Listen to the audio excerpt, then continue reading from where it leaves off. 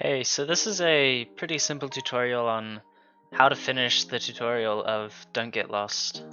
So you'll spawn in this little town here, pretty cool location, and you can always come back to this place to like sort of learn how some mechanics work, but I'm just simply gonna do as it says in the tutorial thing and go out explore, and then we'll be able to build a base. So now how we get flint is by holding left click on the ground, and then sticks can be found on bushes. So once we get onto land, I'll quickly show you. So here's just normal dirt, hold left click, and I'm getting flint already, you can see in my one slot. And here's a bush, hold left click on it, and I'm getting sticks. So now it just wants us to craft the axe and pickaxe, flint and this in here, axe, pickaxe, and now we can start collecting some wood. I'm just gonna redo my inventory. So hold out your pickaxe, hold out your axe, you find a tree, hold left click on the tree, and you start collecting logs. So it just wants you to collect 10 for now. So you throw 10 logs into the crafting, make a log splitter, and we can bring these back in here, it doesn't really matter. And we can just place our log splitter down. So now we want to open up the log splitter, put our logs in, and you can use shift click to create 5 at once, or just normal click once to make one. So we need 4 more planks, which means 4 more logs. So here's 4 more logs, and there we go. So now we need to make a furnace, which means we need to find some stone to mine. And if you see over here, by the way, mushrooms are going to be useful later for some other parts of the game. So you get over here, see this is some stone. I can use my pickaxe on it, and the furnace is 8 stone, and you just put it in your hand crafting to make a furnace. I'm just going to grab a little bit of extra stone for later parts of the game so that I don't have to run across this little island here. Now I'm back at my log splitter. I'll just create a little area here, place this. So now I need to make some metal, which is just iron, which will take iron ore, which is 10 of it, and then 10 fuel. So this here is flint, mushrooms, log, flowers, and here's a cool tip, you can press V and you'll go into third person mode. So this material up here is iron, and it's also over here, and really whichever one's easier to access is what you should go for. This is just a random biome you'll see throughout your map, and you can pretty easily just press spacebar and jump up a wall. As you can see here, using my pickaxe I'm collecting iron ore, and I'll just collect a bit more than 10 because it's a small trip over. 15 should be okay. So now I'm just gonna run back to where my base camp was. Make sure that you can get some coal as you go around the map. So this here is coal, sometimes it's as a bigger whole chunk, but it works the same. So just same thing, grab a bit more coal than I think I'll need, just because it's sort of difficult to get to this location. Alright, so now that we're back at our base camp, just open up the furnace, we can throw in our iron ore and our coal, and I can just shift click to make it faster. And there we go, now I've got all the stuff I need. So now I can make an anvil. Wants us to search it in the recipe book, which is just used by pressing R, but I already know the recipe and it shows in here on the side, so I'll just use this. 4 iron, 4 units of fuel, so it's a good thing that I got extra coal, and now I can just make my anvil. Oh, I made 2 on accident, that's okay. Let's just place an anvil down, place another if you want. And now using the anvil, use my iron, and I'll make an iron saw blade. So now it wants me to make a sawmill. You can search the recipe in here, but I already know what it is. Just throw a saw blade, planks, and some logs, which I don't have. Just gonna grab a few more logs than I think I'll need. So it's a good thing to do. Grab more resources than you think you'll need, and that way, later on, in case you need a couple more than you had, or than you thought you'd need. Right, okay. So now we can use logs to make some planks, and planks can then be turned into wooden paths. So you can turn them into wooden paths in your crafting, but it'll only give you one in your handcrafting. So if you open up the sawmill, place them in, and if you scroll down to the bottom, see you can get double the wooden paths. I'm gonna have to think about a base camp layout. So just place down 6 wooden paths and just place them here. I found a really nice spot, I got lucky I guess, and now I have a fairly flat ground.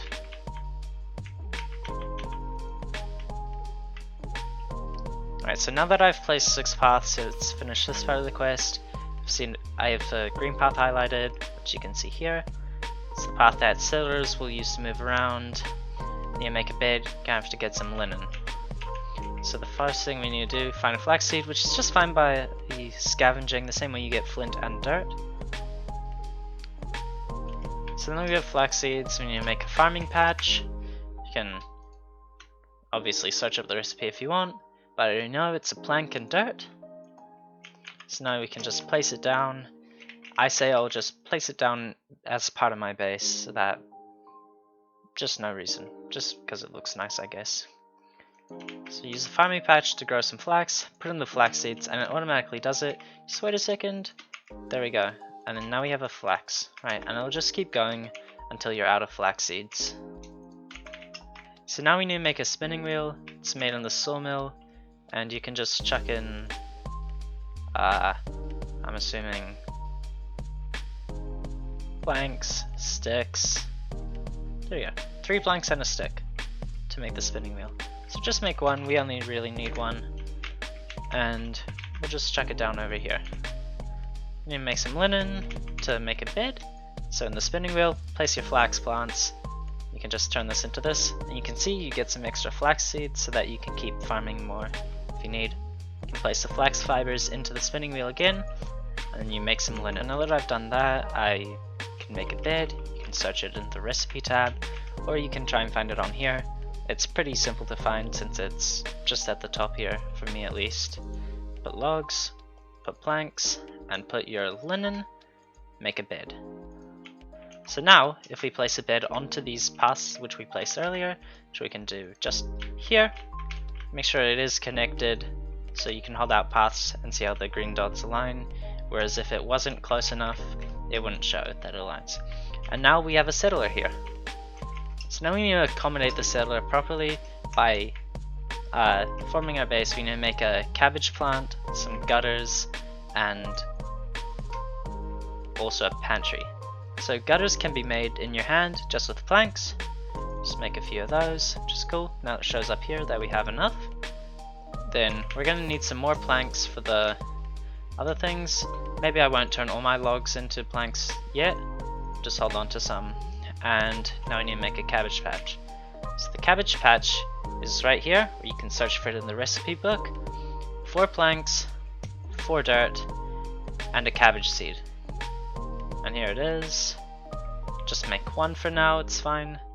And then I can just remove this stuff. You make a pantry with 8 planks in the sawmill. So now we need to kit our town out with a farm. It looks sort of complicated using the image, but it's really not that hard to set up. Let me show you. I'll just start off by placing down our pantry, and I'll just make sure that I have all the items I'm going to use in my hotbar. Place down my pantry here, and now it's accessible to the villagers, just make sure. So using some paths, I'm just going to make a ramp going up a few blocks, and you can tell with the green lines that your settlers will be able to access this. See, he's walking up it right now. Alright, so now we have this sort of path going down, and you can see they want us to put our bed up here with the guard spot. We don't really need to put our bed up here, but we can if we would like, and I'll just put these 2 here and get ready to place our guard spot over here. The guard spot keeps you safe at night from like monsters which will spawn. A good way to make sure that the gutters are facing the right way is if you just start off by placing them into the input, which in this case is the pantry. Once we place it, you can see the green arrow indicates it's going in. You can just place more off that. They only really want us to have 2, so that's fine. I'll just go now to place the cabbage spawner. Now placing this is sort of weird sometimes because it'll get a bit iffy and you're not sure if it's connected or not. Good way to tell, just make sure like you're not using the red, blue, or green arrows here that move slowly to place it. Make sure you just flip it, right?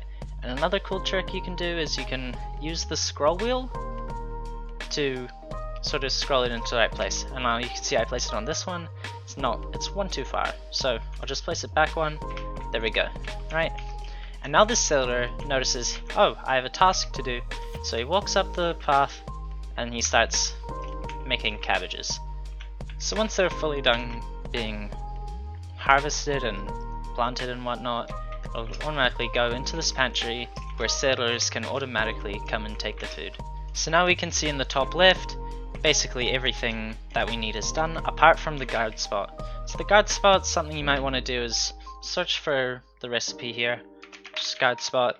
You can see it's in a sawmill here. Plank, 2 logs, and a stone path. How do you make a stone path? With the stone we got earlier, we can just put it into our hand, make 1 stone path. Open up the sawmill, put in the stone path.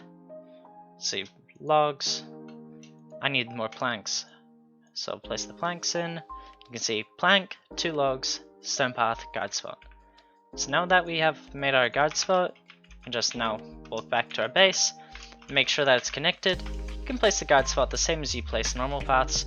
Just walk up, place it down, left click again. Congratulations, you've built your first functional camp, well on the way to a fully fledged town. So now we're going to build the second task for our village, or our town, soon to be, and we can build a research table. Okay, so now you can craft the research table. I've already got the resources done, so 2 linen, a plank, and 4 logs. You just do it in your hand, you don't need the sawmill for this one. Craft the research table, come back to your village or your town, and make sure that it's connected by, once again, same thing you did with the cabbage patch. You can use the scroll wheel. It's pretty easy.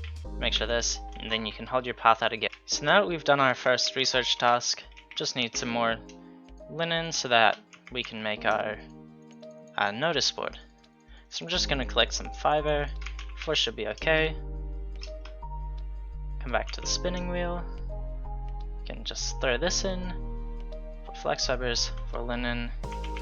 Then we go back to this. Put in the linen. And here it is, 4 linen, 2 planks, 2 logs for a notice board. So the notice board can go wherever. It doesn't really need to be connected to your base at all. What I like to do is just place it next to the research table. Doesn't matter where you put it though. So now we have a notice board, we can choose their own properties, right? So Izzy's our only sailor right now because we only have 1 bed. So we'll just say here, prioritize doing research. And this is the basic tutorial. Some more information is like the different colors. Blue means just neutral, red means priority, black means they won't do that task, and red means that they'll rarely do that task. I hope this video helped you sort of start up your first village. If you enjoyed the video, please leave a like, and one last tip is make sure you find some flat ground to build your base on. It'll make things a lot easier.